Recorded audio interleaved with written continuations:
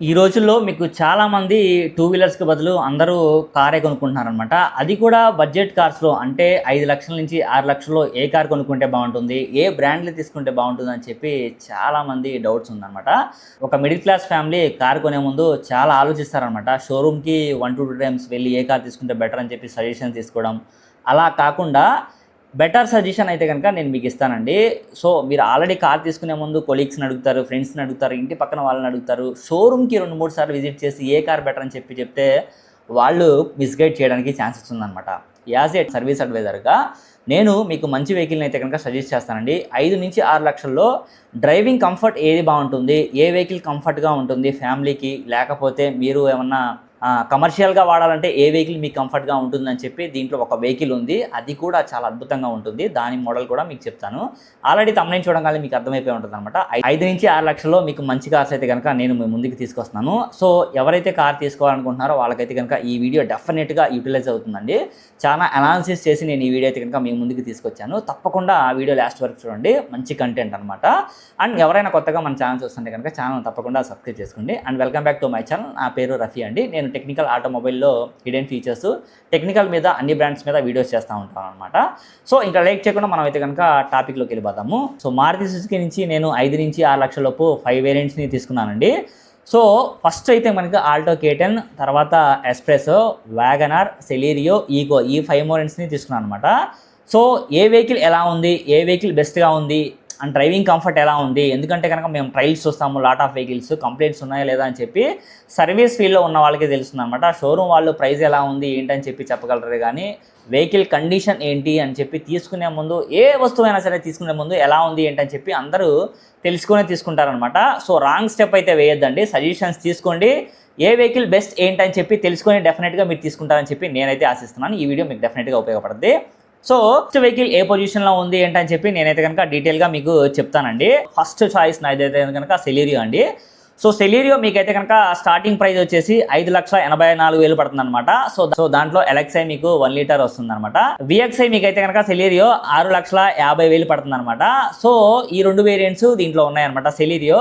First choice నాది సెలీరియో అని చెప్పి ఎందుకు చెప్తానంటే కనుక చాలామంది సెలీరియో అసలు తీసుకోరు, చాలామంది వ్యాగనర్ తీసుకుంటూ ఉంటారు అనమాట. దాని గురించి కూడా చెప్తాను నేను. సో, సెలీరియోలో ఏంటంటే కనుక సో ఆ బయట నుంచి లుక్స్ చూడడానికి కూడా చాలా బాగుంటుంది. మీరు అబ్జర్వ్ చేస్తే బయట నుంచి ఆ లుక్స్ చూస్తే ఆ వెహికల్ పరంగా ఏంటంటే కనుక మీకు కొంచెం ప్రీమియం లుక్ కనిపిస్తుంది అనమాట. ఈ 1 లీటర్ పెట్రోల్ ఇంజిన్ కూడా మీకు ఏంటంటే కనుక చాలా అద్భుతంగా ఉంటుంది. రన్నింగ్ పరంగా చాలా బాగుంటుంది. బ్రేక్ పర్ఫార్మెన్స్ బాగుంటుంది. లోపల సిట్టింగ్ కంఫర్ట్ కూడా చాలా అద్భుతంగా ఉంటుంది. సెలీరియో అయితే కనుక మీకు మైలేజ్ సిటీలో అప్రాక్సిమేట్గా 12-13 వస్తుంది అనమాట. హైవేలో మీకు అయితే కనుక ఈజీగా 18 అయితే కనుక వస్తుందండి. చాలామంది టెక్నికల్గా మైలేజ్ చెక్ చేసుకోవడం రాదనమాట. సో, దాని ప్రాసెస్ మీద నెక్స్ట్ వీడియో చేద్దాము. Driving comfort and city comfort, దాని తర్వాత లోపల స్పేషియస్, అవుట్ సైడ్ లుక్స్ ఇవన్నీ చూసుకుంటే మీకైతే కనుక సెలీరియో చాలా బాగుంటుందండి. సో, ఇది బెస్ట్ చాయిస్ అని చెప్తాను నేనైతే కనుక. సో, 5-6 lakhs లోపు సెలీరియో ఫస్ట్ పొజిషన్లో పెడతాను అనమాట. సెకండ్ పొజిషన్లో అయితే కనుక మీకు ఆల్టో K10 అని చెప్తానండి. సో, ఆల్టో K10లో మీకు టూర్ వేరియంట్ ఉంది, నార్మల్గా విఎక్స్ఐ, ఎల్ఎక్స్ఐ వేరియంట్స్ ఉన్నాయన్నమాట. సో, అవి 6 lakhs లోపు అయితే కనుక మీకు వచ్చేస్తాయండి వేరియంట్స్. సో, వాటి గురించి మాట్లాడాలనుకుంటే ఇప్పుడు ఆల్టో మీకు స్టార్టింగ్ ప్రైస్, సో ఆల్టో K10లో చూసుకుంటే మీకు టూర్ ఎస్, సో ఈ టూర్ ఎస్ ఏదైతే ఉందో H1 5 మాన్యువల్ ట్రాన్స్మిషన్ 4,95,000 అయితే వస్తుందండి. దాంతోపాటుగా ఆ టూర్లోని మీకు H1 CNG ఉందనమాట. 5,91,000 పడుతుంది అనమాట. ఆల్టోలో మీకు ఎల్ఎక్స్ఐ వేరియంట్స్ వచ్చేసి 5,22,000 పడుతుంది అనమాట. సో, ఆల్టోలో మీకు ఏంటంటే కనుక ఎప్పటి నుంచో ఆల్టో మీకు మారుతి స్టార్ట్ చేసింది అనమాట. ఆల్టో జెన్నిస్టిలో, ఆల్టో K10 ఇప్పుడు ఉన్న వేరియంట్స్ ఏంటంటే కనుక దాదాపు మీకు అప్డేట్ వేరియంట్సే మారుతి సుజుకి నుంచి వస్తాయన్నమాట. దీని మాన్యువల్ ట్రాన్స్మిషన్ ఉంది, ఆటోమేటిక్ ట్రాన్స్మిషన్ ఉంది. 2 వేరియంట్స్ మీకు దీంట్లో అయితే కనుక అందుబాటులో ఉన్నాయి. సో, మెయిన్గా ఆల్టో K10లో కూడా మనకి ఎటువంటి కంప్లైంట్స్ అయితే కనుక లేవు. సో, వెహికల్ మనం సిటీలో ట్రావెల్ చేస్తున్నా, హైవేలో ట్రావెల్ చేస్తున్నా దాని యొక్క కంఫర్ట్ అయితే కనుక బాగానే ఉంటుంది. ఎందుకంటే కస్టమర్స్ మా దగ్గరికి వచ్చి వెహికల్స్ ఇచ్చినప్పుడు మేము టెస్ట్ రైడ్ చేస్తామన్నమాట. కస్టమర్ ఏమైనా కంప్లైంట్ చేసినప్పుడు సో ఫస్ట్ ఆఫ్ ఆల్ మేము అప్పుడు చెక్ చేసేది ఏంటంటే కనుక బ్రేక్ పర్ఫార్మెన్స్ ఎలా ఉంది, పికప్ ఎలా ఉంది, ఏసీ పర్ఫార్మెన్స్ ఎలా ఉంది అని చెప్పి సో మొత్తం A to Z ట్రాన్స్మిషన్ ఎలా ఉంది, క్లచ్ మూమెంట్ స్పీడ్గా ఉందా, నార్మల్గా ఉందా, బండి పికప్ స్పీడ్గా అందుకుంటా లేదా అని చెప్పి ప్రతిదీ చెక్ చేస్తామన్నమాట. సో దాన్ని బేస్డే నేనైతే కనుక అన్ని చెక్ చేసి ప్రాక్టికల్గా మీకైతే కనుక రివ్యూ ఇస్తున్నానండి. సో సెకండ్ పొజిషన్లో అయితే కనుక మీకు ఆల్టో K10 ది బెస్ట్ అని చెప్పి చెప్తానమాట. ఫ్యామిలీ పరంగా అయితే కనుక అద్భుతంగా ఉంటుంది ఈ వెహికల్ అయితే కనుక. సో మీకు థర్డ్ పొజిషన్లో వ్యాగనార్. చాలా మంది సెలీరియోని వెనక్కి నెట్టేసేసి వ్యాగనార్ని తీసుకుంటా ఉంటారనమాట. నాకు అసలు ఎందుకు అర్థం కాదు. సో మీకు డిజైన్ వచ్చి తీసుకుంటున్నారా, లేకపోతే అందరూ తీసుకుంటున్నారా అని చెప్పి మీరు తీసుకుంటున్నారా అని చెప్పి మీకు మీరే క్వశ్చన్ చేసుకోండి ఒకసారి. సో వ్యాగనార్ ఇక్కడైతే కనుక నేను థర్డ్ పొజిషన్ అని చెప్తానండి. సో వ్యాగనార్లో చాలామంది 1 లీటర్ టూర్ ఉంది దాంట్లో అనమాట. సో ఆ వేరియంటే తీసుకుంటా ఉంటారనమాట. అండ్ వ్యాగనార్లో మీకు ఎలక్సై కూడా చాలా తక్కువకే వస్తుందండి. సో వ్యాగనార్లో వచ్చేసేసి మీకు ఎలక్సై 1 లీటర్ సో ఐఎస్ఎస్ అయితే కనుక 6,18,000 6,18,000 అయితే కనుక మీకు పడుతుంది ఈ వేరియంట్ అయితే కనుక. అండ్ దీంట్లో మీకు సో ట్యాక్సీ ఓనర్స్కి ఎక్కువ టూర్ 1 లీటర్ అయితే కనుక ఇంజన్ చాలా బాగా ఉంటుంది. సో అదైతే కనుక మీకు 6,05,000 అయితే కనుక పడుతుంది అనమాట. సో వ్యాగనార్లో మీకు ఒక నెగిటివ్ ఉందన్నమాట. అది ఎవరైనా టెక్నికల్గా చెప్పరు, బట్ వెహికల్ డ్రైవ్ చేసేటప్పుడు మీరు ఈ విషయం చాలా గుర్తుపెట్టుకోండి. వెహికల్ ఎప్పుడైతే మీకు డ్రైవ్ చేస్తారో సో ఆ డ్రైవ్ చేసే టైంలో మీకు ఏంటంటే కనుక ఓవర్గా కర్వ్ ఏమన్నా వచ్చినా సో ఆల్రెడీ మీకు ఏంటంటే బేస్ వేరియంట్స్లో ట్రాక్షన్ కంట్రోల్ అనేది యాక్టివేట్ ఉండదన్నమాట.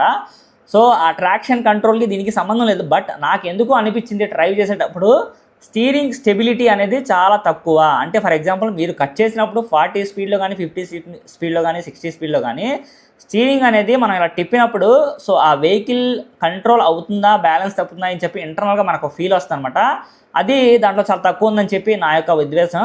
సో రిమైనింగ్ అంతా బాగానే ఉంటాయి, చూడడానికి లుక్స్ బాగానే ఉంటాయి, పికప్ అంతా బాగానే ఉంటుంది. బ్రేక్ కొంచెం కంపేర్ టు సెలీరియో వ్యాగనార్ అంటే నేను సెలీరియో చెప్తాను ఫస్ట్, అందుకనే దానికి నేను ఫస్ట్ పొజిషన్ ఇచ్చాను అనమాట. రిమైనింగ్ ఇంకా సిటీలో కానీ కంఫర్ట్ వైజ్గా సర్వీస్ అన్నిటికీ ఒకటే. మ్యాక్సిమం ఆల్టో K10కి వ్యాగనార్కి సెలీరియోకి పెద్ద డిఫరెన్స్ ఏముండదు. ఇంజనల్ కెపాసిటీ, డ్యూరబిలిటీ, సస్పెన్షన్ కానివ్వండి, ఫీచర్స్ అన్నీ మ్యాక్సిమం ఒకేలా ఉంటాయి అనమాట. సో బట్ నాకు ఆ ఒక్క డిసడ్వాంటేజ్ ఉండడం వల్లనే నేను దీనికి థర్డ్ పొజిషన్ అయితే కనుక ఇవ్వడం జరిగిందనమాట. అండ్ కమింగ్ టు ఫోర్త్ పొజిషన్కి ఈకోకి ఇస్తానండి. సో ఈకోలో మెయిన్గా అడ్వాంటేజ్ ఏంటంటే కనుక ఎక్కువ ఏమన్నా గూడ్స్ క్యారీ చేసే వాళ్ళకి కానీ, లేకపోతే ఏమన్నా హాస్పిటల్స్, స్కూల్స్, కాలేజెస్ ఇలా ట్రావెలింగ్ చేసే వాళ్ళకి కానీ, స్ట్రీట్ షాప్స్, కమర్షియల్గా వాడే వాళ్ళకి అయితే కనుక ఈకో చాలా అద్భుతంగా యూజ్ అవుతుందండి. సో దీంట్లో 5 సీటింగ్ కెపాసిటీ ఉంది, 6 సీటింగ్ కెపాసిటీ ఉంది, దాంతోపాటుగా నాన్ ఏసీ ఉంది, ఏసీ ఉంది. కమర్షియల్ ఎక్కువ తిరిగే వాళ్ళకి అయితే కనుక ఏసీ అవసరం లేదనమాట, నాన్ ఏసీ తీసుకుంటారు. ఏసీఐకి దానికి మీకు ఏంటంటే 18,000 అలా ప్రైస్ వేరియేషన్ ఉంటుందన్నమాట. మళ్ళీ సిఎన్జీ ప్లస్ ఏసీతో స్టార్ట్ అయితే మీకు ఇంకో వేరియంట్ ఉందన్నమాట. సో అది కొంచెం ప్రీమియంగా కాలేజెస్కి స్కూల్స్కి అలా వాడే వాళ్ళకి ఏంటంటే కనుక పికప్ అండ్ డ్రాప్ చేసుకుంటూ ఉంటారు కదా వాళ్ళకి, ప్లస్ లాంగ్ ట్రావెలింగ్ చేసే వాళ్ళు కూడా ఎక్కువ మంది తీసుకుంటూ ఉంటారు. మీరు యూట్యూబ్లో చాలామంది చూసే ఉంటారన్నమాట. సో వాళ్ళు ఎక్కువగా మీకు సిఎన్జీ ప్లస్ ఏసీ తీసుకుంటారన్నమాట. అది బాగానే ఉంది. అంతకుముందు కొంచెం పవర్ స్టీరింగ్ అంత ఇదిగా ఇచ్చేవాళ్ళు కాదు, ఇప్పుడు పవర్ స్టీరింగ్ అయితే కనుక బాగానే ఉంది. బట్ ఇది రేర్ వీల్ డ్రైవ్ కాబట్టి కొంతమంది ఆలోచించుకుంటూ ఉంటారన్నమాట. ఇది కూడా 1200 cc అనే. So starting price 5 seater 1.2 litre tour అయితే కనుక మీకు 6,42,000 పడుతుంది అనమాట. సో 6 సీటర్ అయితే కనుక 6,74,000 పడుతుంది. విత్ ఏసీతో అయితే కనుక 6,81,000 పడుతుంది అనమాట. ఏసీ విత్ సిఎన్జీ అయితే కనుక 7,88,000 అలా పడుతుంది అనమాట అప్రాక్సిమేట్గా. సో ఇది మీకు ప్రైస్ వేరియంట్స్ ఈకో పరంగా. అండ్ చాలామంది ఇదేంటంటే కనుక వెనక సీట్స్ తీసేసి కస్టమైజేషన్ చేయించుకుంటారనమాట. వాళ్ళ పనికి వాళ్ళకి తగ్గట్టుగా ఏంటంటే కనుక కస్టమైజేషన్ చేసుకుంటారు. అండ్ ఈకోలో నేను అబ్జర్వ్ చేస్తుంది ఏంటంటే కనుక కంప్లైంట్స్ అయితే ఏం లేవండి. బట్ అవుటర్ డోర్ హ్యాండిల్స్ ఉన్నాయి చూసారా, అవి కొంచెం స్ట్రాంగ్గా ఇస్తే బాగుంటుందని చెప్పి నా యొక్క suggestion.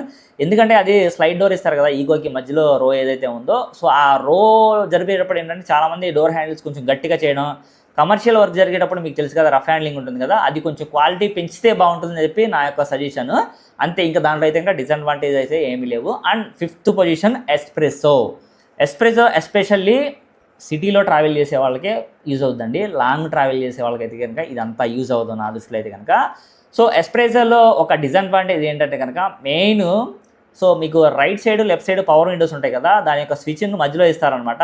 And lock and lock button కూడా దానికి ఎవరు డోర్కి ఇక్కడ మధ్యలో ఇస్తారనమాట. కస్టమర్ ఎవరైనా కొంచెం కొత్త, అంతకుముందు వేరే car power window right side డోర్లో వాడడం వాళ్ళకి ఏంటంటే ఇది కొంచెం డిఫికల్ట్ అనిపిస్తుంది అనమాట.